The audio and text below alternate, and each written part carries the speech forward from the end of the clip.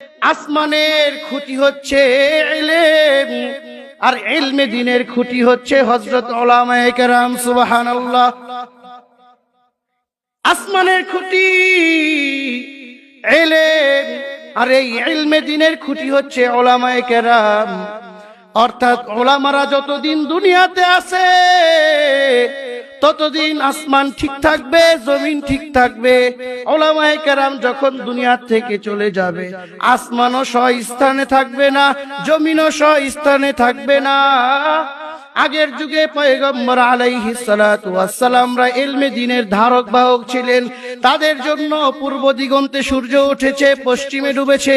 তাদের জন্য দক্ষিণের হাওয়া বয়েছে।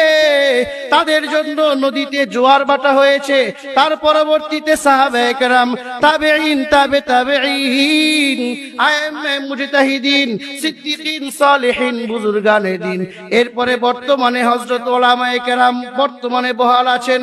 আলেমদের জন্যই পূর্ব দিগন্তে এখনো সূর্য উদিত হয়ে পশ্চিমে ডুবে। আলেমরা আছি বিদায় এখনো দক্ষিণে হাওয়া বয়। আলেমরা আছি বিদায় চন্দ্র সূর্য তার গতিপথে চলে। আলেমরা আছি বিদায় এখনো নদীতে জোয়ার ভাটা হয়। ও ভাই, ভালো করে শুনো, যখন উলামায়ে কেরাম থাকবে না তখন নদী তার জোয়ার ভাটা বন্ধ করে দিবে, আসমান ভেঙে চূর্ণ বিচূর্ণ হয়ে যাবে।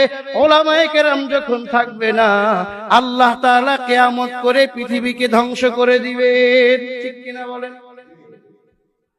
আলেমরা যতদিন আছে দুনিয়াতে ততদিন সমস্ত কিছু ঠিক থাকবে। আলেম থাকবে না তো দুনিয়া ধ্বংস হয়ে যাবে, চূর্ণ বিচূর্ণ হয়ে যাবে।